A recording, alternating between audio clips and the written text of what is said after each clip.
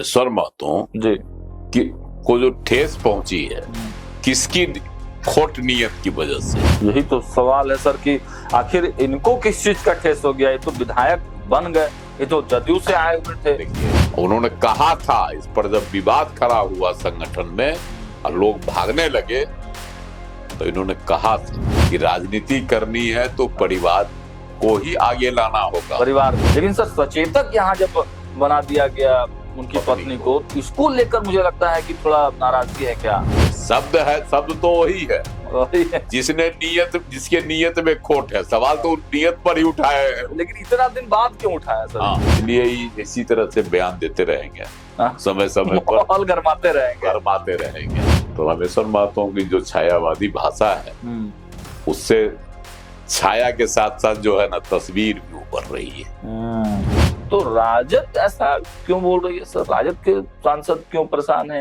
नमस्कार, मेरा नाम सागर कुमार है और आप न्यूज हाट का खास कार्यक्रम बेधड़क देख रहे हैं। देखिए, आज एक सोशल मीडिया पोस्ट की चर्चा बिहार के राजनीति में खूब जोरों पर है। सबसे पहले वो पोस्ट ही देख लीजिए। राजनीति में सफलता केवल भाषणों में नहीं, बल्कि सच्ची नियत और दृढ़ नीति से मिलती है। जब नेतृत्व की नियत धुंधली हो जाए और नीतियां जनहित से अधिक स्वार्थ की दिशा में मुड़ने लगे, तब जनता को ज्यादा दिनों तक भ्रमित नहीं रखा जा सकता। आज का नागरिक जागरूक है। वह हर कदम, हर निर्णय और हर इरादे को बारीकी से परखता है। तो इरादे किसके ठीक नहीं है, किसकी नियत धुंधली हो गई है, ये लिख रहे हैं रामेश्वर महतो। बाजपट्टी से आरएलएम यानी एनडीए के विधायक हैं। किस पे टिप्पणी कर रहे हैं, किस पर निगाहें हैं? सीधे हमारे साथ हर रोज की भांति सीनियर जर्नलिस्ट न्यूज हाट के managing editor Ajay Kumar Mishra sir जुड़ चुके हैं। बहुत बहुत स्वागत है सर आपका। ये जो लाइनें लिखी गई हैं सर, किसकी नियत धुंधली हो गई है? देखिए, रामेश्वर महतो हैं किस पार्टी के विधायक? आरएलएम के हैं, उपेंद्र कुशवाहा के हैं। तो इनका जो पोस्ट है वो किसको करेंगे? कि नियत का सवाल इन्होंने उठा दिया। तो किसकी नियत हो गई खराब, जिससे उनको पहुंची है ठेस? रामेश्वर महतो को, रामेश्वर महतो की को जो ठेस पहुंची है, किसकी खोट नियत की वजह से? उन्होंने लिखा ना, नियत का सवाल। हाँ, नियत धुंधली हो जाए और नीतियां जनहित से अधिक स्वार्थ की दिशा में। नियत का जो सवाल उन्होंने उठा दिया। हाँ, तो किसके नियत पर उन्होंने सवाल उठाया? यही तो सवाल है सर। बातचीत में भले वो कुछ कहते हो, कहते हो कि हमने लालू प्रसाद की ओर इशारा किया, लेकिन लालू प्रसाद के जो दल है वह तो सत्ता से बेदखल है। हाँ, वो तो सत्ता में है नहीं। तो ये प्रतिक्रिया उनकी होती कब?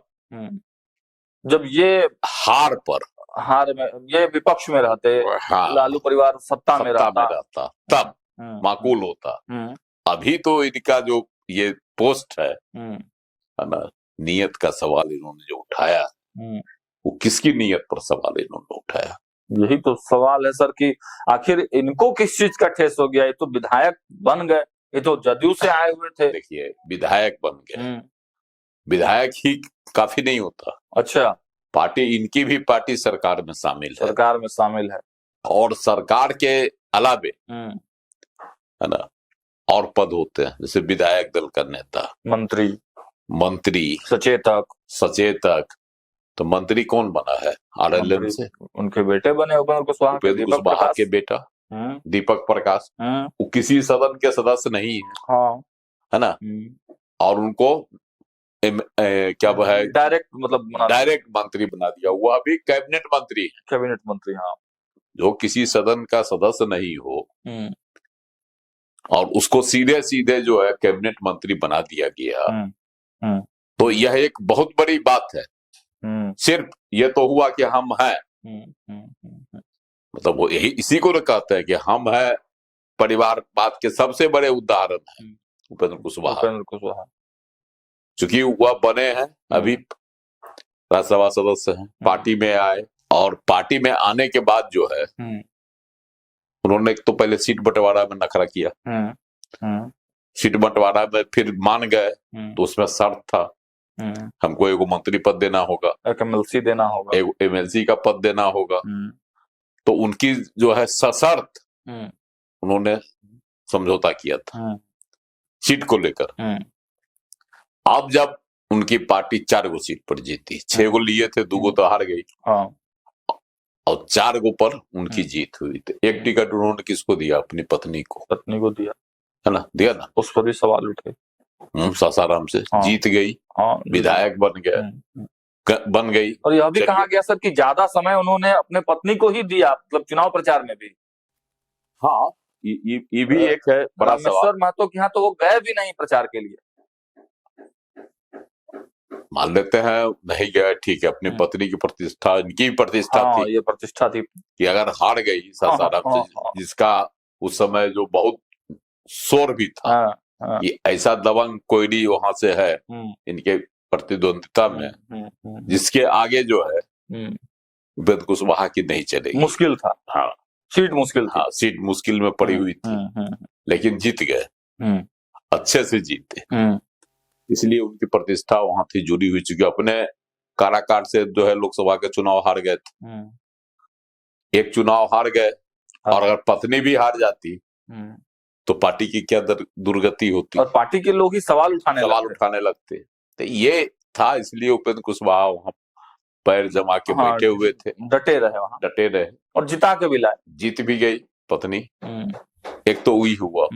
दूसरा उन्होंने काम किया कि महुआ से सीट पर अड़ गए। हाँ, महुआ सीट पे अड़े हुए थे। वहीं से चाहते थे कि बेटे को, दीपक प्रकाश को प्रत्याशी बनाया, लेकिन वह सीट नहीं मिली। वो लोजपा, वहां भी उनकी जीत थी। बाद में पारू सीट खाली करके दिया गया ना, बिल्कुल, भाजपा ने अपने कोटे से दिया। सिटिंग एमएलए अशोक सिंह थे, उनका टिकट काट दिया गया, दे दिया गया उनको, तो वहां हार भी गए। तो ये एक है जीत सियासत में। तो उसी तरह से मंत्री पद के लिए भी उन्होंने जीत किया होगा, यह भी कहा होगा कि मेरा बेटा बनेंगे। उन्होंने कहा था, इस पर जब विवाद खड़ा हुआ संगठन में और लोग भागने लगे, तो इन्होंने कहा था कि हम अपने बेटे को इसलिए लाए हैं कि पार्टी में बगावत नहीं हो, है ना, और पार्टी सुरक्षित रहे। ऐसे ही लोगों के लिए कहा था, ऐसे ही लोगों के लिए कहा था। नहीं, ऐसे लोगों के लिए नहीं, चूंकि देखिए जो भी संस्था है, ये संस्था ही कहिए इसको, पार्टी नहीं कहिए, पॉकेट संस्था इसको कह सकते हैं। पहले लगता था कोई जो है ना, उपेंद्र कुशवाहा सिद्धांतवादी है। कहा जाता था मास लीडर है, सिद्धांतवादी। कम से कम कुशवाहा समाज के तो बड़े नेता के तौर पर इनकी पहचान थी। हम वो सब चीज बाद में बताएंगे। सिद्धांतवादी नेता, हाँ ठीक है। कई बार जो है पॉलिटिक्स की बात करते कई बार उन्होंने जो है राज्यसभा का भी सदस्यता छोड़ी है ना उन्होंने, विधान परिषद से भी इस्तीफा कर दिया जब पार्टी छोड़े, जब नीतीश कुमार जी के साथ छोड़े तब। तो ये सब उनका, इसको लेकर लोगों को उनकी बहुत बड़ाई की, ईमानदार वाली छवि थी। राजनीति में जो है ना, इनकी एक छवि है। लेकिन बेटे को मंत्री बना के वह भी मान गए कि राजनीति करनी है तो परिवार को ही आगे लाना होगा, परिवार को। अब परिवार से ही पार्टी संरक्षित सुरक्षित रहेगी। जैसे जीतन राम मांझी का यही सोचना है, देख रहे हैं, बेटा पुतो समधीन इसी पर चलते हैं। लालू प्रसाद जी ने तो शुरू से ही कर दिया था, पत्नी बेटी बेटा, है ना, इसी को पार्टी बना दिए। तो उपेंद्र कुशवाहा पीछे क्यों रहते? और इसीलिए वो निशांत को भी संदेश दे रहे थे, सलाह दे रहे थे नीतीश कुमार को। वो अगर बन जाते तो इन पर सवाल नहीं उठता। लेकिन नीतीश कुमार तो फूंक फूंक कर कदम रखते हैं। बिल्कुल, कर्पूरी ठाकुर के असल चेला है नीतीश कुमार। कर्पूरी ठाकुर जीते जी नहीं बनाए, बिल्कुल, बाद में अभी तो मंत्री हैं केंद्र में। उसी तरह से भविष्य में जो देखिएगा कि निशांत कुमार भी मंत्री रहेंगे। अगर खुदा न खास्ते कुछ हुआ तो मुख्यमंत्री भी हो सकते हैं। हाँ, तो ये है सोच राजनेताओं की, अब की सोच है।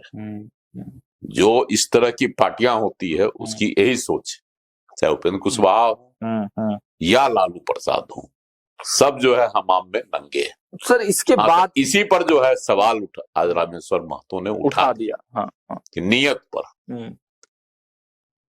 तो रामेश्वर महतो क्या कहीं जाना चाहते हैं? रामेश्वर महतो का इरादा था कि अगर मंत्री बनाया गया तो जो विधायक 4 जीते हैं उनमें से ही किसी को बनाना चाहिए था, मंत्री उनमें से बनाना चाहिए।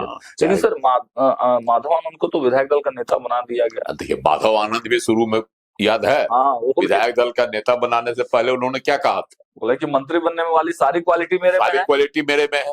मंत्री उपेंद्र कुशवाहा नहीं बनाए तो मन महसूस कर क्या करेंगे? अब पछताए होत क्या जब चिड़िया चुग गई खेत, जो मिल गया अनाज उसी को खाइए।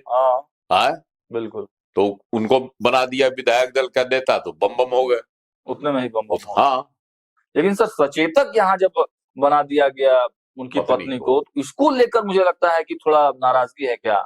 देखिए हो सकता है कि तो मंत्री पद भी परिवार को। रामेश्वर महतो पहले भी एमएलसी रहे हैं। हाँ, रामेश्वर महतो रहे हैं ना, जदयू से एमएलसी थे। बिल्कुल थे। उनको तो अनुभव था सदन में काम करने का। तो उनकी इच्छा रही होगी कि ठीक है माधव आनंद को बना दिया गया विधायक दल का नेता, तो हमको कम से कम सचेतक बना देते, सीनियरिटी के हिसाब से। सीनियरिटी के हिसाब से अपनी पत्नी को बना दिए, बेटा को मंत्री बना दिए।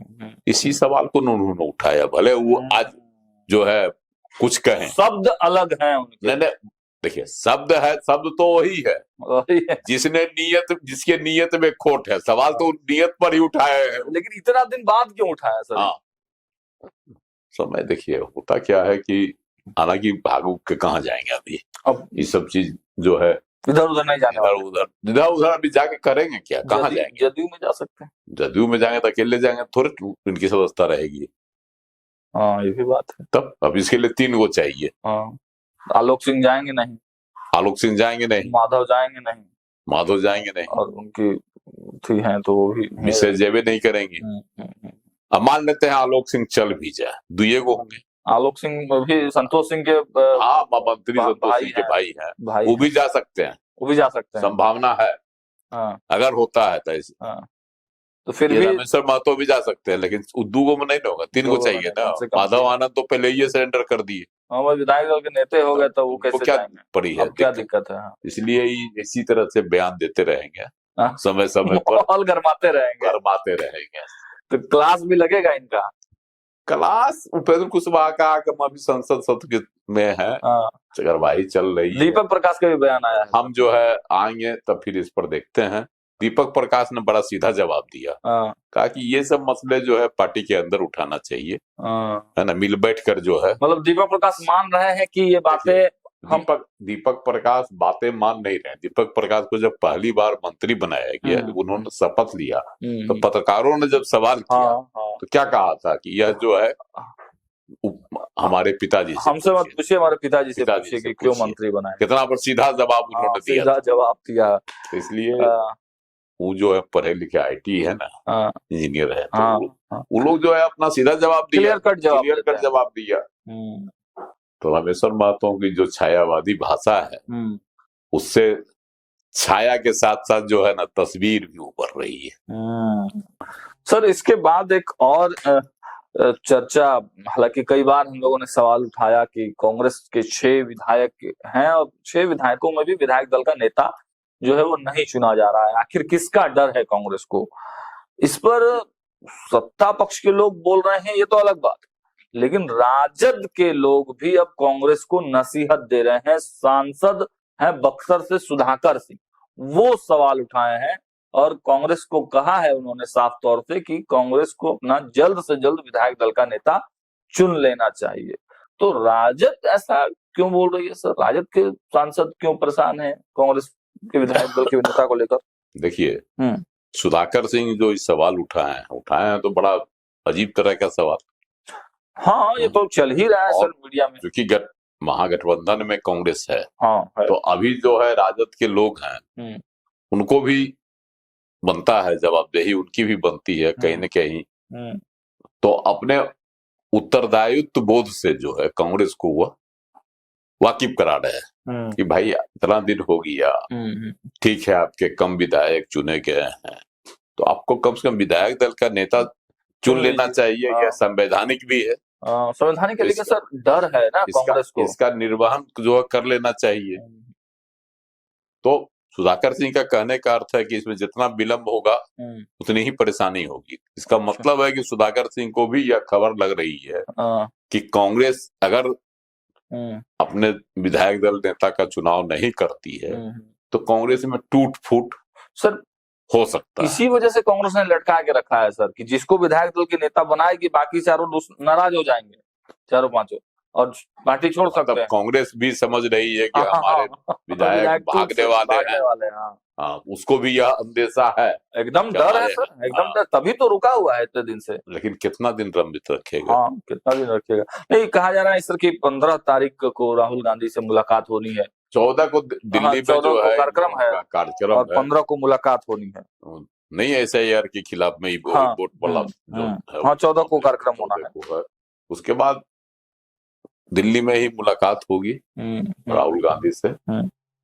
उसी में देखिए कहीं तय हो जाए कि किसको बना दिया जाए। ज्यादा संभावना तो है किसी, शुरू में बात आई थी कि विधायक दल के किसी नेता को जो उसी को बनाया जाएगा जो युवा, तो किसी युवा की तलाश होगी एक जो है, देखिए किसको बनाता है। चलिए, तो कुल मिलाकर आप कहिए कि महागठबंधन में जो छींटाकशी मंगनीलाल मंडल ने शुरू किया था राजेश राम को लेकर, उन्होंने कहा था कि हार की एक वजह कांग्रेस भी है, तो उसी का आप रिएक्शन आप एक तरह से सुधाकर सिंह के रूप में देख सकते हैं। और रामेश्वर महतो के जो तेवर हैं वो थोड़े बदले बदले से जरूर लग रहे हैं, लेकिन सर ने स्पष्ट तौर से विश्लेषण करके बताया है कि कहीं इधर उधर नहीं जाएंगे रामेश्वर महतो। अपनी पीड़ा भले ही वो व्यक्त कर रहे हो, लेकिन जाने वाले कहीं भी नहीं है। फिलहाल इस वीडियो में इतना ही। देखते रहिए न्यूज़ 8। बहुत बहुत धन्यवाद।